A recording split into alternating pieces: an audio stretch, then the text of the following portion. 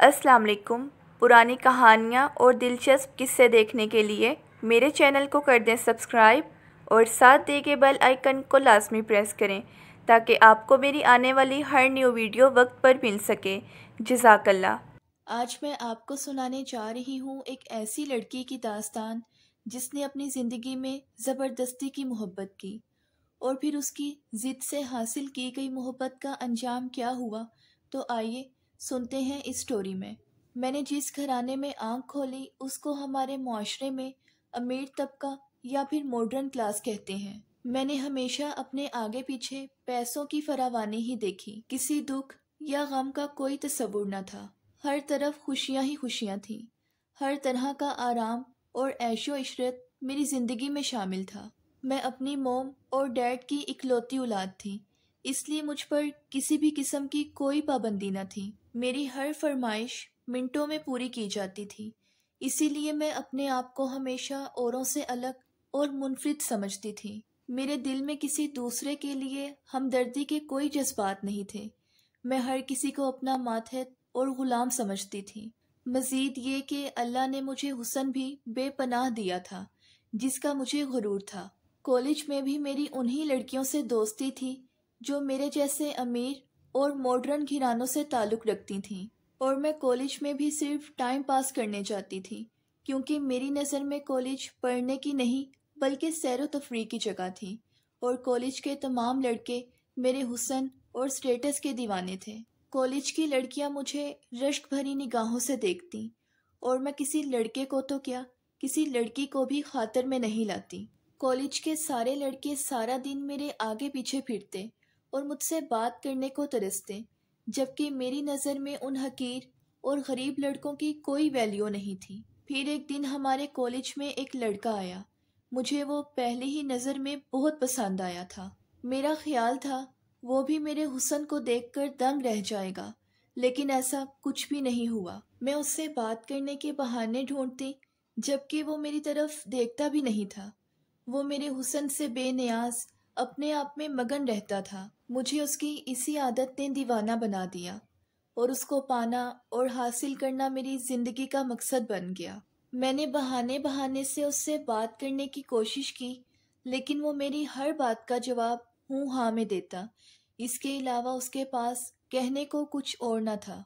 मैंने अपनी जानिब से उसके बारे में मालूमात हासिल की तो मुझे मालूम हुआ एक गरीब घराने से ताल्लुक़ रखने वाले उस लड़के का नाम सिकंदर है। उसका बाप अहमद किसी छोटी सी कंपनी में क्लर्क है। सिकंदर की दो छोटी बहनें भी हैं।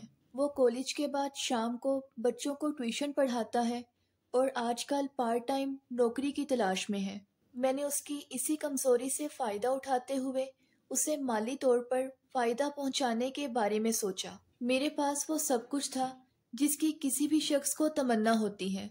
मैं उसे अपने पैसों से खरीदना चाहती थी। फिर एक दिन मैंने अपने डैड से उसकी नौकरी की बात की और डैड ने हमेशा की तरह मेरी ये फरमाइश भी पूरी कर दी। दूसरे ही दिन मैं उससे ये खुशखबरी सुनाने पहुंची। ये खबर सुनते ही उसकी खुशी दुगनी थी। वो खुशी से पागल हुए जा रहा था और फिर वो मुझसे कहने लगा, मैं सोच भी नहीं सकता था कि आप इतनी बड़ी कंपनी से मेरे लिए नौकरी की ऑफ़र लेकर आएंगी और मेरी इतनी बड़ी मुश्किल इतनी आसानी से हल कर देंगी। उसके बाद सिकंदर ने मेरी इज्जत करना शुरू कर दी। वो मुझसे जब भी बात करता निगाहें झुका कर करता। उसके बाद मुझे अपनी जीत और अपनी मंजिल बहुत करीब दिखाई देने लगी थी। मैं दिन ब दिन उसके प्यार में पागल हुए जा रही थी, मगर उसे इस बात का अंदाज़ा भी नहीं था। मैं सिर्फ उस दिन का इंतज़ार कर रही थी जब वो मेरे एहसान तले दब जाए कि मेरे इजहार मोहब्बत पर वो इनकार न कर सके।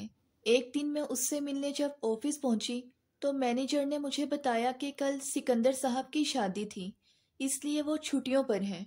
ये खबर मेरे लिए किसी बड़े धमाके से कम न थी। मैं ये सोच भी नहीं सकती थी कि वो मेरे अलावा किसी और का हो जाएगा। ये बात मेरे दिमाग से निकल नहीं रही थी और मेरी हालत किसी दीवाने से कम न थी। उसको पाना अब मेरा जुनून बन चुका था। मैं किसी सूरत उसे खोना नहीं चाहती थी। मैं उसकी मोहब्बत में इतना आगे बढ़ चुकी थी कि अब पीछे पलटना मेरे लिए नामुमकिन था। मैं फौरी तौर पर उसकी बीवी से मिलकर ये देखना चाहती थी कि क्या वो मुझसे ज़्यादा खूबसूरत है जो सिकंदर ने उसे अपना शरीके सफ़र बना लिया। यही सोचकर एक दिन मैं बगैर बताए अचानक उसके घर पहुंच गई। वो बहुत ही छोटा सा घर था। सिकंदर ने मुझे अपनी बीवी से मिलवाया। उसका नाम नसरीन था और वो सिकंदर की चचाजाद कज़न थी। वो बहुत आम सी लड़की थी। मैंने उसमें कोई ऐसी ख़ास बात नहीं देखी कि सिकंदर जैसे खूबसूरत इंसान की बीवी कहलाए। सिकंदर और उसकी बीवी मुझसे निहायत ही मोहब्बत से मिले, लेकिन उस वक्त उनके घर मेरा दम सा घुटने लगा था। मुझे उस वक्त नसरीन से बेइंतहा नफरत महसूस हो रही थी। शायद इसीलिए सिकंदर के लाख रोकने पर भी मैं बगैर कुछ खाए पिए उसके घर से चली आई थी। रास्ते भर में मैं सिकंदर और नसरीन के बारे में सोचती रही। वो दोनों जितना मेरे तसव्वुर में आते, मेरे अंदर नसरीन के लिए उतनी ही नफरत बढ़ती जा रही थी। मैं उसे सिकंदर के साथ किसी सूरत बर्दाश्त नहीं कर सकती थी। इसी दौरान मेरी नज़र अचानक सड़क पर लगे साइन बोर्ड पर पड़ी, जिस पर जली हरूफ में दर्ज था कि आपके हर मसले का हल सिर्फ हमारे पास है। मैंने वहीं गाड़ी रोक दी और दरवाजे से अंदर दाखिल हो गई। अंदर दाखिल हुई तो मैंने देखा कि एक बड़े से कमरे के कोने में काले कपड़ों में मलबूस एक औरत बैठी है, जो शक्ल से काफी उधेड़ उम्र की लग रही थी। उसके गले में बहुत से रंगों की मोतियों की मालाएं पड़ी हुई थीं। उसके आगे पीछे काफी लोग जमा थे। मुझे देखते ही उस औरत ने हाथ के इशारे से उन्हें जाने को कहा। मैंने तफसील से उसे अपने और सिकंदर के बारे में बताया और नसरीन के बारे में भी बताया, और मैंने उससे ये भी कहा कि मैं सिकंदर को हासिल करने के लिए किसी भी हद तक जा सकती हूँ। उसने मेरी बात गौर से सुनी और दूसरे दिन आने को कहा और मुझे यकीन दिलाया कि बहुत जल्द सिकंदर सिर्फ तुम्हारा होगा।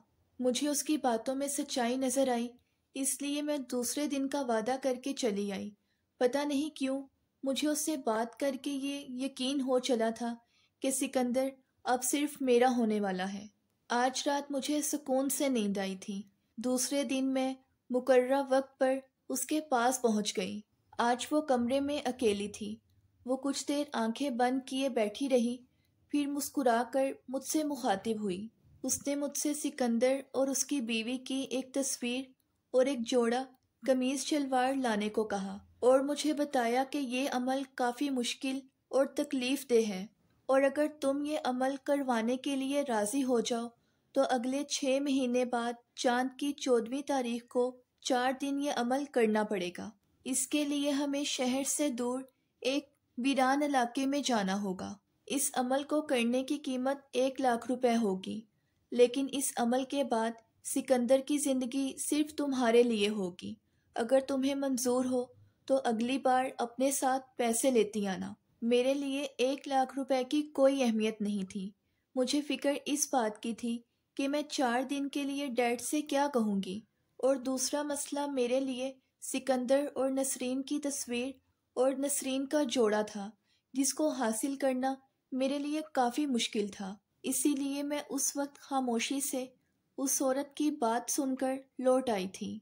मेरी समझ में नहीं आ रहा था कि मुझे क्या करना चाहिए, इसीलिए मैं काफ़ी दिन तक उस औरत के पास नहीं गई। लेकिन सिकंदर को भुलाना मेरे लिए नामुमकिन था। अपनी हार का सोचकर उसे पाने की तमन्ना मेरे दिल में बढ़ती जा रही थी। उसकी याद मेरे जहन से चिपक कर रह गई थी। मैं महसूस कर रही थी कि वक्त के साथ साथ मेरी दीवानगी में भी इजाफा हो रहा है। फिर इस खबर ने मेरे अंदर एक आग सी भड़का दी कि नसरीन ने एक बेटी को जन्म दिया है। अब तो मैं नसरीन को जल्द अज जल्द सिकंदर की जिंदगी से निकालकर दूर फेंकना चाहती थी। मैं उसकी बेटी की पैदाइश की मुबारकबाद देने के बहाने उनके घर गई थी। उनसे शादी की तस्वीरें देखने की फरमाइश की थी तो सिकंदर फौरन अपनी शादी का एल्बम निकाल कर ले आया था। मैंने तस्वीर देखते हुए बड़ी चालाकी से उनकी एक तस्वीर निकाल ली। फिर मैंने सिकंदर से कहा कि मैं नसरीन के लिए अपने दर्जी से सूट सिलवा कर देना चाहती हूँ। अगर हो सके तो नसरीन का एक सूट नाप के लिए दे दो। पहले तो सिकंदर मना करता रहा, लेकिन मेरी जिद के आगे हार मानकर उसने नसरीन का एक सूट मेरे हवाले कर दिया।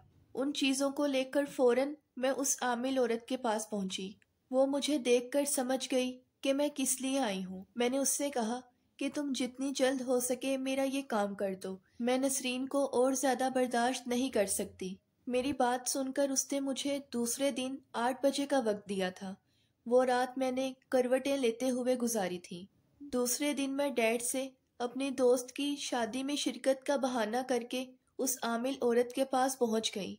पैसे वसूल करने के बाद उसने कुछ सामान इकट्ठा किया और हम 2 आदमियों के साथ रात को ही रवाना हो गईं। आबादी से काफी दूर आने के बाद उसने गाड़ी रोकने का इशारा किया। वहां करीब ही एक झोपड़ी बनी हुई थी। शायद उसने पहले ही सारा इंतजाम कर रखा था। फिर वो दोनों आदमी कहीं चले गए और हम दोनों झोपड़ी में दाखिल हो गईं। झोपड़ी में पहले ही से मुख्तसर सा सामान मौजूद था, जैसे चादर, मटका और लालटेन।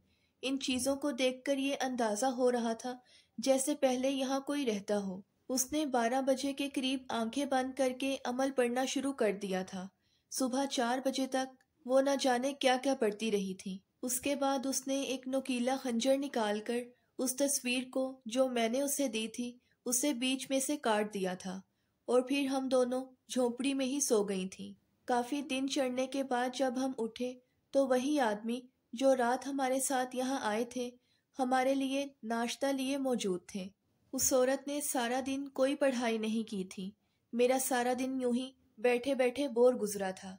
आज दूसरी रात भी उसने 12 बजे अपना अमल शुरू कर दिया और नसरीन के कपड़ों पर पढ़ पढ़ कर कुछ फूंकती रही थी।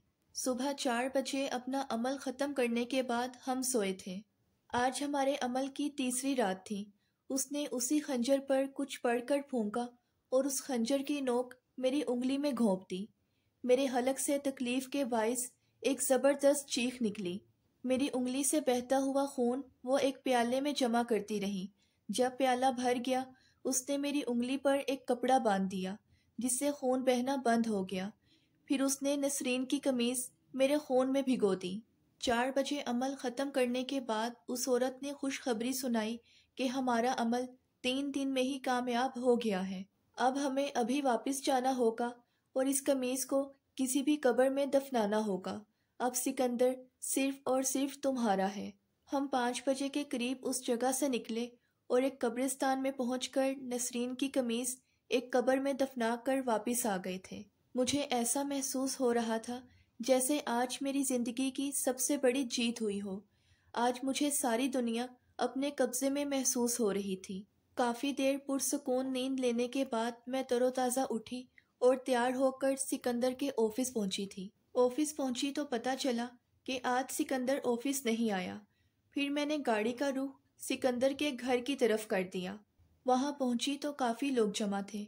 मेरे पूछने पर एक आदमी ने बताया कि सिकंदर साहब की बीवी का इंतकाल हो गया है। कल रात उनको जबरदस्त दिल का दौरा पड़ा था। उसने अस्पताल जाते जाते दम तोड़ दिया था। मैं उसी शाम उस औरत के पास पहुंची और उसे ये खुशखबरी सुनाई।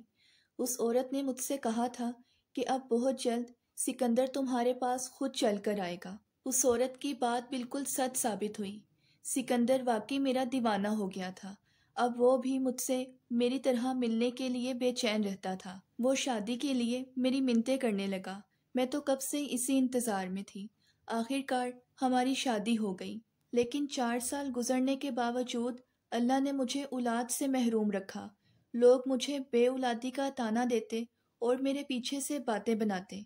मैंने औलाद के लिए कितनी दुआएं और कितनी मन्नतें मांगी, तब जाकर अल्लाह ने 5 साल बाद मुझे बेटे से नवाजा। लेकिन बेटा देने के साथ साथ मुझे अपाहिज बना दिया था। बेटे की पैदाइश के बाद मेरे पूरे जिस्म ने काम करना छोड़ दिया था। डॉक्टरों के मुताबिक मैं बिल्कुल नॉर्मल हूँ और मुझे कोई बीमारी नहीं है। बस मेरा सारा जिस्म मफलूज होकर रह गया है। आज मेरा बेटा पूरे 25 साल का हो गया है और मैं गवर्नमेंट अस्पताल के एक कोने में पड़ी हूँ। इतने सालों बाद भी आज तक मेरे जिस्म ने कोई हरकत नहीं की। अब तो लेटे लेटे मेरी कमर गलने सड़ने लगी है। ये बीमारी मेरे गुनाहों का नतीजा है जो अल्लाह ने मुझे दुनिया में दिखाया है और उन लोगों के लिए इबरत बनाया है जो हमेशा दूसरों का बुरा चाहते हैं। मेरे शोहर और बेटे ने तो बरसों से मेरी कोई खबर नहीं ली क्योंकि वो भी औरों की तरह मुझसे घिन खाते हैं। कभी कभार नसरीन की बेटी साइमा आकर मुझे देख जाती है। बहुत अच्छी लड़की है। जाहिर है उसकी रगों में एक अच्छी और नेक औरत का खून गर्दिश कर रहा है। मुझे अपने बेटे से भी कोई शिकायत नहीं है, क्योंकि उसकी रगों में मेरा ही खुद गर्ज खून दौड़ रहा है। अगर आपको मेरी आज की ये स्टोरी पसंद आई है तो वीडियो को लाइक और चैनल को सब्सक्राइब करना मत भूलिएगा। मिलते हैं नेक्स्ट वीडियो में, तब तक के लिए अल्लाह हाफिज़।